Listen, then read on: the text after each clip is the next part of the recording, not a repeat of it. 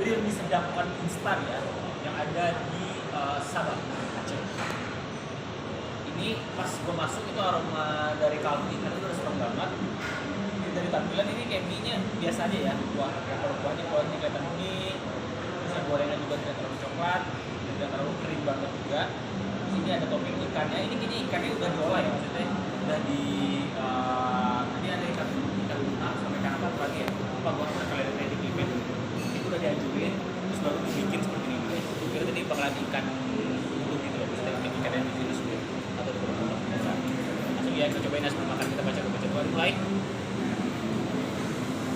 Oke guys, kita cobain dulu yang direbus nih, masih hangat ya guys. Kita pikirkan dulu. Dan pemesannya yang telurnya setengah matang. Kita coba dulu plain kaldunya.